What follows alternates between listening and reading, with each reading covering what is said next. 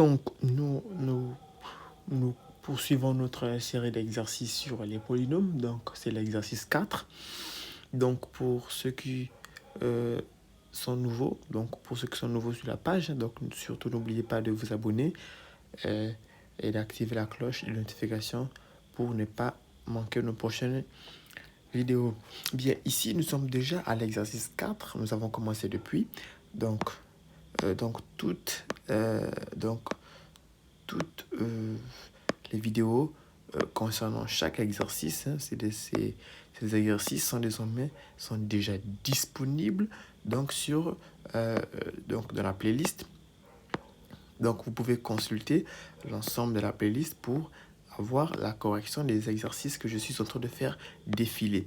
Donc l'exercice 3, c'est l'exercice de la vidéo précédente. Donc, nous l'avons corrigé déjà ici. Donc nous sommes déjà sur l'exercice 4. Donc dans l'exercice 4, on donne un polynôme, donc c'est x cube plus moins 2x carré moins 5x plus 6. On veut, première question, on nous dit trouver une racine de p de x. Ok, on nous dit trouver une racine de p de x. 2, on dit supposons alpha, cette racine effectue la division de p de x par x moins alpha. Bref, ensuite 3, on nous dit déterminer une factorisation complète de p de x. 4, on nous dit étudier le signe de p. Bien, donc ce qu'on va faire, c'est qu'on va, première question, donc une racine de p. Donc 3, une racine, donc 1, une racine de p.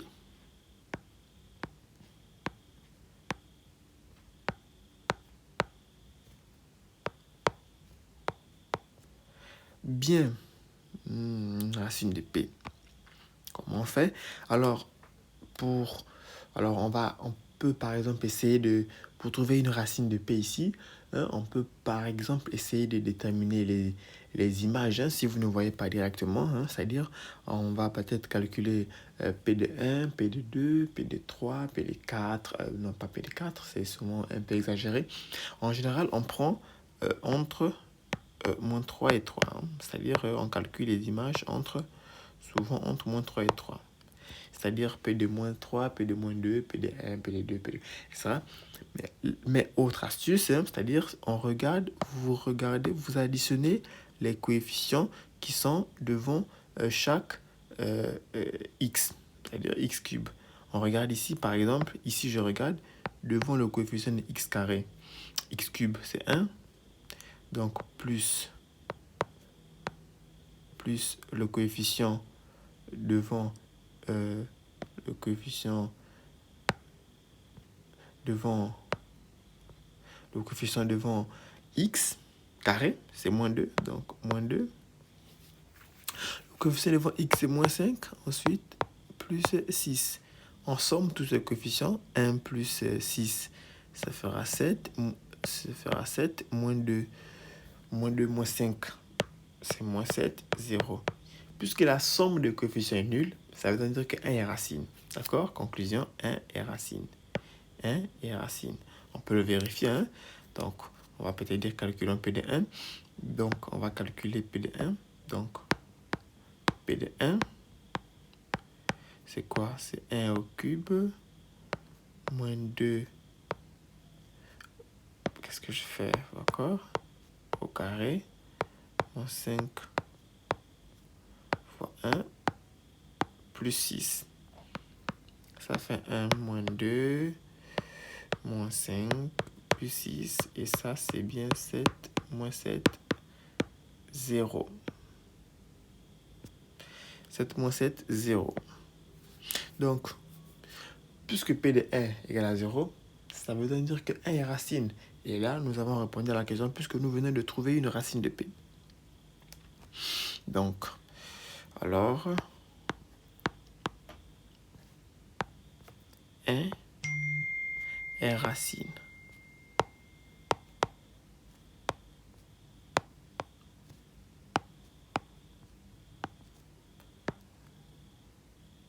Alors, 1 est racine de P. 2. En 2, qu'est-ce qu'on nous dit? on nous demande d'effectuer la division. Je pense que c'est ça. Hein. On nous dit, d'accord, on suppose alpha cette racine. Donc ici, chez nous, alpha va valoir 1. Alpha vaut 1. Donc ensuite, effectuer la division de P de x par x moins alpha. Donc, je le disais, x ici, donc, chez nous ici, alpha, il vaut 1. Donc, ce qu'on veut faire, c'est la division de P par x moins alpha. Donc, x, donc P de x, c'est quoi? X, comme ça, moins 2x carré, moins 5x plus 6.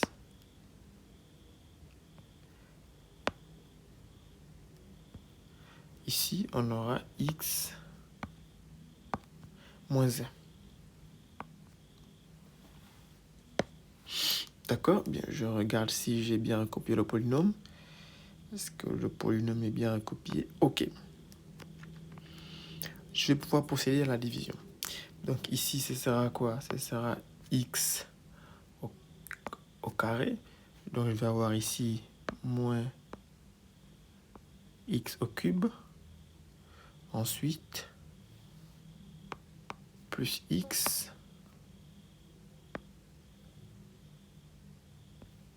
Et là, ça fera 0, ça fera moins x carré. Hein. Ici, c'est carré, d'accord? Moins, alors j'abaisse tout ça. Plus 6. Et là, ça fera quoi? Ça fera moins x. Ça fera ici plus x carré. Alors, ça fera ici moins x. Oui, ça fera moins x. Ça fera plus x. Oui, plus x. Alors, ça fera 0 ici. Ça fera... C'est plus. Attention, c'est moins x ici. Hein. Ici, c'est moins x. Moins x, d'accord? Ça fera ici moins 6x. Et ça, j'abaisse. Moins 6. Et là, ça vaut moins 6. Donc, ça fera plus 6x. Et là, plus 6.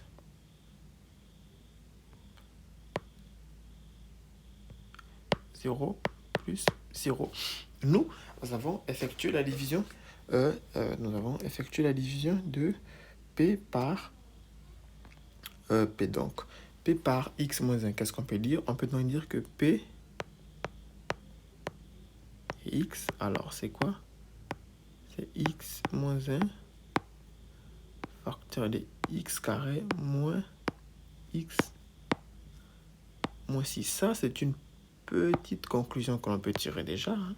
Donc, on peut désormais écrire P sous cette forme. On peut désormais écrire P comme ça. Bien. Alors, qu'est-ce qu'on peut faire d'autre? Alors, qu'est-ce qui suit? C'est pas qu'est-ce qu'on peut faire d'autre, c'est qu'est-ce qui suit? Quelle est la prochaine question? La prochaine question, c'est on veut avoir une factorisation complète de P. Donc, factorisation complète de P. Donc, factorisation complète de P, c'est la question 3.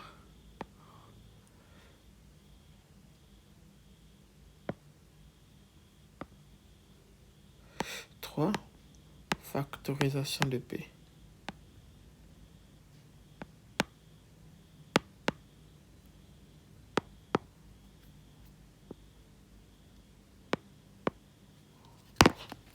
Ou alors là, pardon.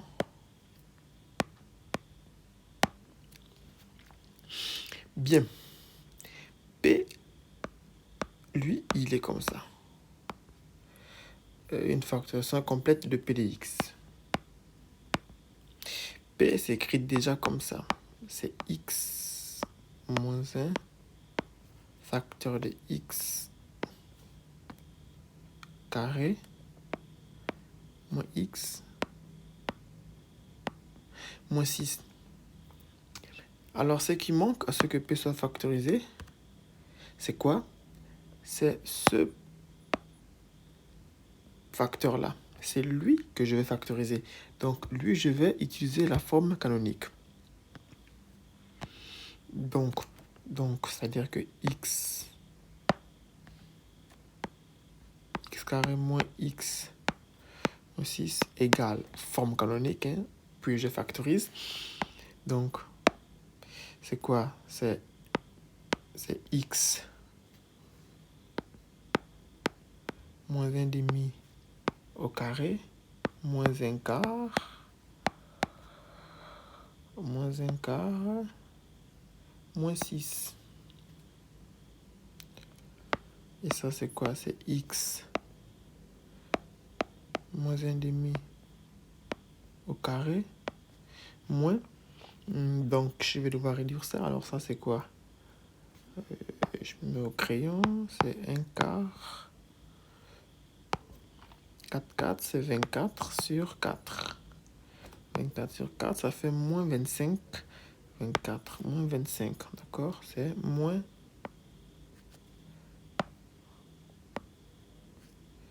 25 sur 4.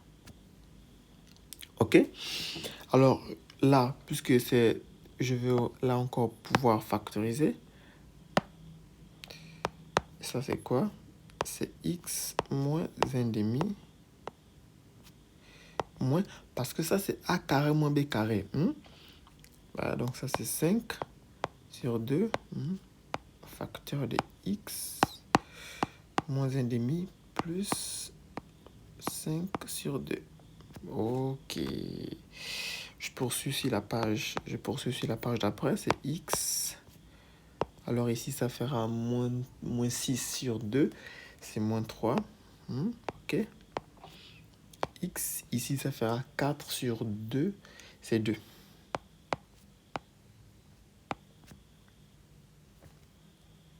OK. Donc, x carré moins 6x moins 6 vaut ça. Maintenant, je peux en déduire ma factorisation complète de P. D'accord? Puisque à la base, donc P, lui, il s'écrivait comme ça. C'est x moins 1 facteur de x carré moins x moins 6. Mais, vous voyez, ça, et je vais pouvoir remplacer. D'accord? Il faut que j'arrange ça. Ça me perturbe un peu. Bref. Je poursuis. Donc, finalement, ma factorisation complète, c'est P de x égale x moins 1 facteur de x moins 3 facteur de x plus 2. D'accord? Question 5, hein, on dit étudier. Donc là, c'est la question 4, je crois. 4, oui, 4. Qu'est-ce qu'on demande à 4? 4, on dit, voilà, étudier le signe de P.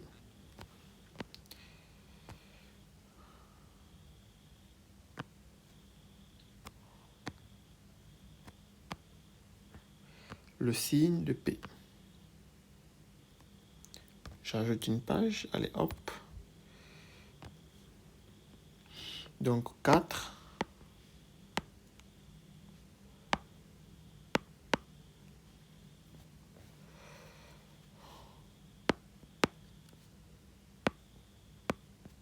Le signe de P.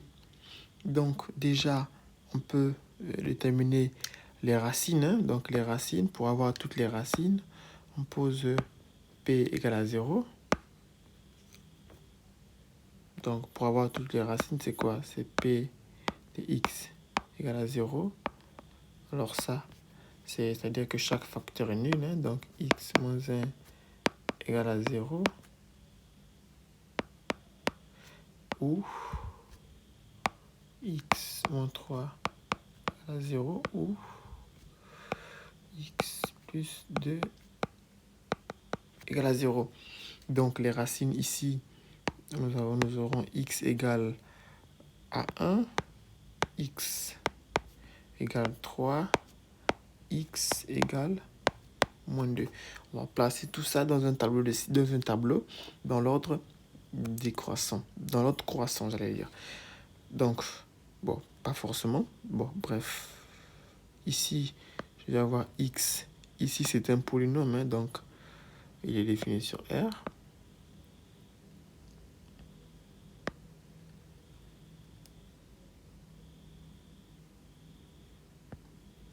Bien, donc,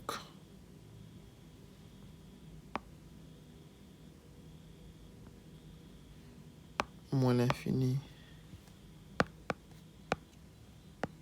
plus l'infini. Ici, c'est quoi? Moins 2.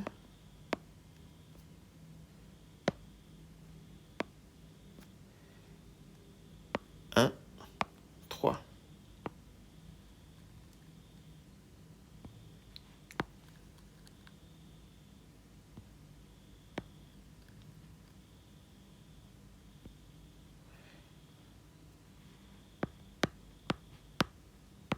P de x. Bien. Comme ça. Comme ça. En fait, j'utilise un logiciel intelligent qui me permet de faire ces choses-là facilement. Donc, bref.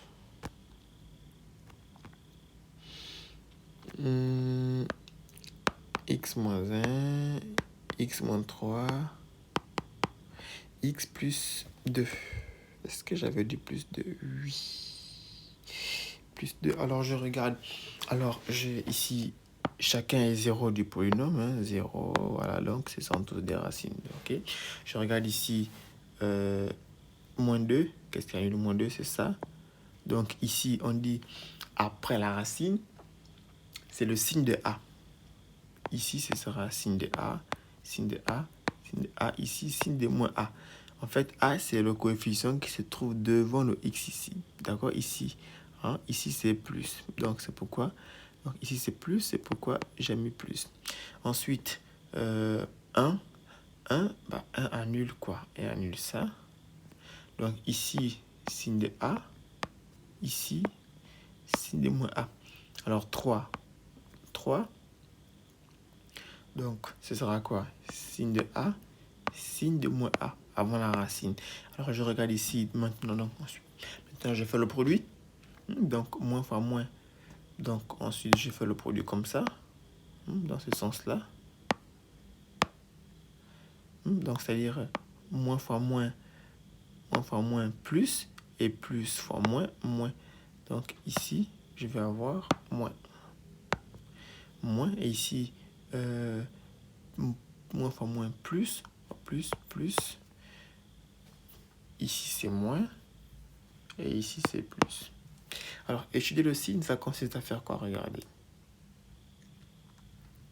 Étudier le signe, ça consiste à faire quoi? Regardez. Donc, je regarde. Pour tout x appartenant à moins l'infini de union N3, regardez, dans cette zone-là, nous avons quel signe? Dans cette zone-là, nous avons le signe moins. OK? Dans cette zone-là, nous avons le signe moins.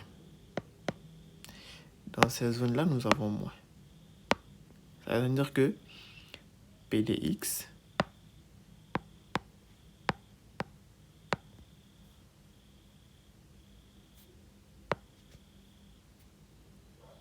P de x est inférieur à 0. Et maintenant, pour tout x appartenant à moins de 1 union, regardez, 3 plus l'infini. Donc ici j'ai pris, cette fois-ci j'ai pris là et là. D'accord? Ici c'est positif. Donc ici j'ai plus, donc je vais dire que, qu'est-ce que je vais dire ici? Alors, je vais dire que dans cette zone-là, P de x est supérieur à 0, strictement supérieur à 0. Donc, en réalité, c'est ça l'étude du signe. Donc, ça, c'est la correction de notre exercice. Donc, je rappelle que donc c'est tout pour cette vidéo. Je rappelle que toutes ces corrections sont déjà disponibles sur la chaîne. Hein. Donc, surtout, n'hésitez pas. Donc, nous venons de terminer la correction de l'exercice 4. La prochaine fois, nous allons attaquer la correction de l'exercice 5.